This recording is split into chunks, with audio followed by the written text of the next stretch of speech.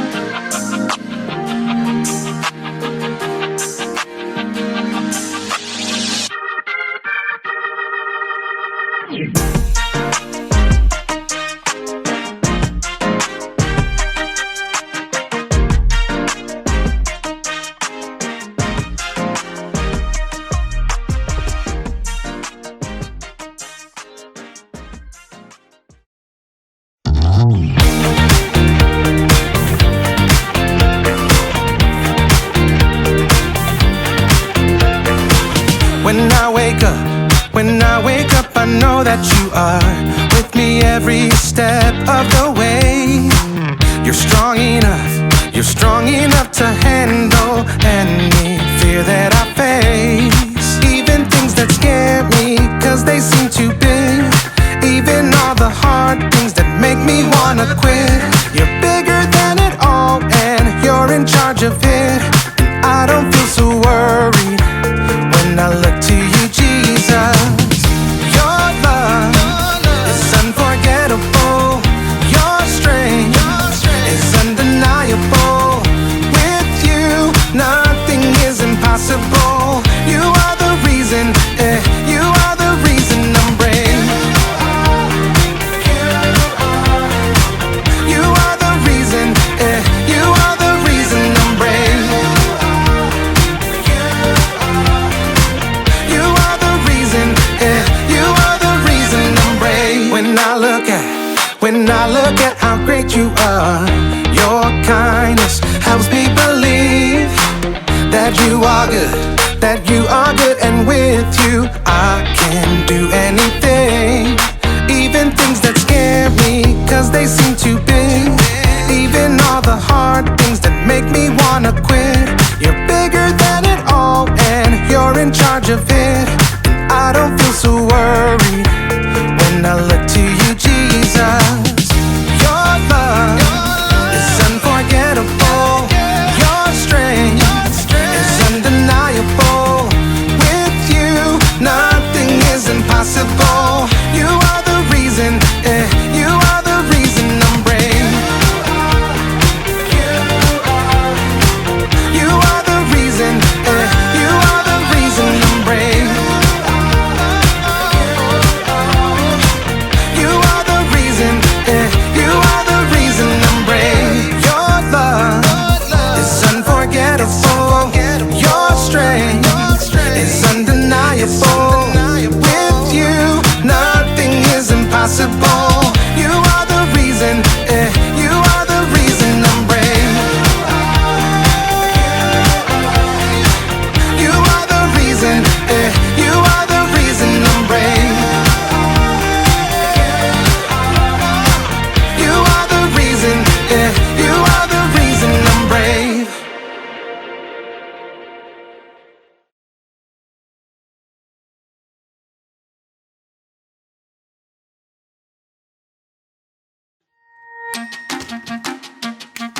Welcome to Story Lab. This week we're talking about courage while we take a look at the story of someone who faced a pretty dark night. Oh, and don't miss this.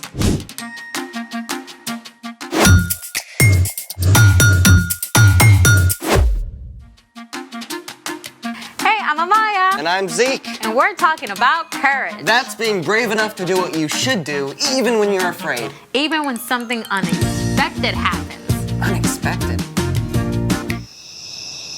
How do you feel about the dark? A little nervous. I mean, I can't see.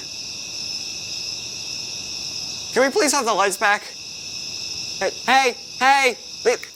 Lots of people don't like the dark. So I thought we could try something to make dark fun. Oh, laser tag. Or something kids can try at home. Flashlight tag? Or glow in the dark slime. Oh, I've never made slime. Me neither. Alrighty then, let's make it. Okay, what do we use for this experiment? All right. So we have clear school glue, water, baking soda, and glow powder. First, we put in the glue.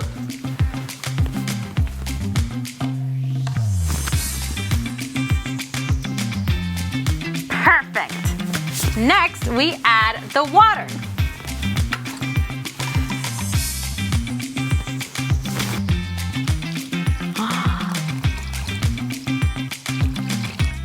Yes. Next, baking soda.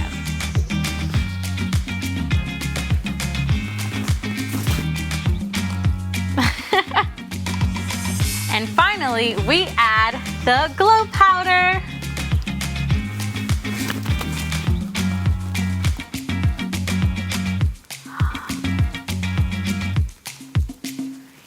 So pretty. And now we stir. And make sure you stir really good. Come on, Zeke, put some muscle in it. That is not slime. Not yet, because we still need slime activator. Saline. My mom uses that to clean her contact lenses. It contains borate ions. Glue is made of long chains of molecules called polymers that slide easily past each other. When borate ions are added, they cross-link the protein molecules in the glue so they can no longer slide easily past each other. So borate ions glue the glue? Pretty much. Cool. Let's see what happens. Slime activate. All right, I'll pour it, you stir. Oh, I can already feel it hardening. So disgusting and weirdly satisfying. I know, right? Get the lights. Whoa. Look at it glow. That is so cool. Oh, I want some. it's all slimy. Oh. So cool. Oh, it's everywhere. Snot in my hands. Oh. I'm getting all of it. No. Woo! Ah! Okay, the dark can be pretty fun. Yes, unless you're joined in the dark by extra big, hungry cats. Is that a spoiler? Yes, it's time for... The story before the story. Today, we're in book 27 of the Old Testament, Daniel. God had promised to bless the whole world through Abraham's family, the Israelites. God delivered them from slavery and led them to freedom in the land of Canaan. God gave the Israelites kings to lead them. But while some kings like David listened to God, many of the kings ignored God. These kings even led the people to worship false gods. And at last, God allowed the Israelites to be conquered by foreign nations. Yeah, some of the Israelites were even marched off as captives to Babylon. But one of these captives, a man named Daniel, still loved God and prayed to God every day. And Daniel is a hero of today's story. Let's go! Daniel was taken to Babylon as a young man, but even as a captive, he still stood up for the one true God. We won't make ourselves unclean by eating the king's food. Test us for 10 days. Give us only vegetables to eat. God blessed Daniel and made him strong and wise. That wisdom and courage gained Daniel a lot of respect, and he actually served as an advisor to several foreign kings over his lifetime. One of them was King Darius, who conquered Babylon. Now, when King Darius took charge, he placed 120 officials over the whole kingdom and put 3 governors over them. One of these 3 men was Daniel. Daniel was so trustworthy and did such a good job that Darius actually made plans to put Daniel in charge of the other 2 governors. So when these other 2 rulers found out about the plan, they were pretty angry. They decided to find something wrong with Daniel they could tell the king about. But even though they spied on Daniel, they couldn't find a thing he'd done wrong. Not one single lie! But Daniel does have this thing about praying to his God. 3 times a day like clockwork. The jealous governors and officials perfected a sneaky plan and took it to King Darius. King Darius, may you live forever. You're so incredibly amazing. We think you should make a special command. What is it? For the next 30 days, no one in the whole kingdom can pray to anyone but you. I like it. And if they pray to someone else, they get thrown into a lion's den. Where do I sign? Oh, well, King Darius was so flattered that he gave orders for the law to be written down, and he signed it at once. And you have to know this. Once a law of the Medes and Persians was written down, it could not be changed, even by the king himself. When Daniel found out about the law, it would have been easy enough to change his routine and stop going home to pray every day. But Daniel's love for God was greater than his fear of lions.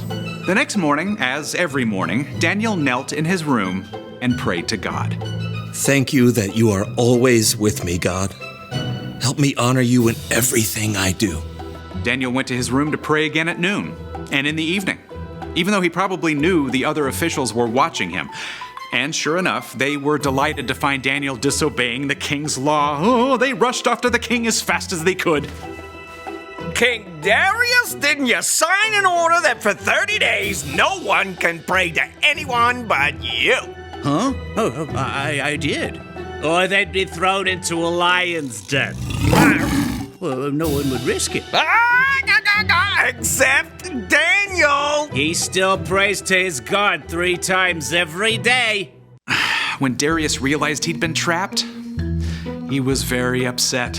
He didn't want Daniel to be harmed, but even he couldn't find a way around the law.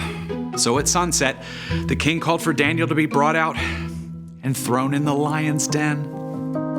Daniel, you always serve your God faithfully, so may he save you. Then Daniel was shoved into the dark den, and a stone was placed over the entrance. Now, we don't know exactly what Daniel felt alone in that deep, dark place with prowling lions. But in the palace, the king was so sick with fear he couldn't sleep. As soon as the sun rose, he hurried back to the lion's den. Daniel, you serve the living God. Has he been able to save you from the lion? Morning sunlight revealed Daniel, with the powerful lions curled up around him, tame as house cats. My God sent his angel to shut the mouths of the lions. They haven't hurt me at all. Oh, lift him out of the den at once. Daniel was completely unharmed. The king was so amazed that he wrote a letter to everyone in the kingdom. I order people in every part of my kingdom to respect and honor Daniel's God. He is the living God. He has saved Daniel from the power of the lions. Daniel continued to serve the king, and because of Daniel's courage, every person in the land heard about the one true God. The end. A whole den full of lions. Daniel must have been so scared. Oh, for sure, but he could look back on the times that God had helped him. He trusted God to be with him no matter what. So, what's our part in this story? Well, okay, maybe your mom told you to take the trash to the curb hours ago, but you forgot and now it's dark. It might be tempting to just skip it, but you can trust God to be with you while you do it. Or maybe you have to give a book report in front of the whole class and it's your first time, so you're super nervous. It would be easy to just tell the teacher you lost your voice and can't quite do it. Yeah, but truth is, you can trust that God is with you even in front of the class. Yeah, God knows we all struggle with fear sometimes. That's one of the reasons God gave us Jesus. When we believe in Jesus and follow him, we have God's Spirit to help us face anything that comes our way, from a book report to a barking dog to a mean kid. I think we've got it. Thank you, Brian. See you next time. So here's the thing. You can do what you should because God is with you.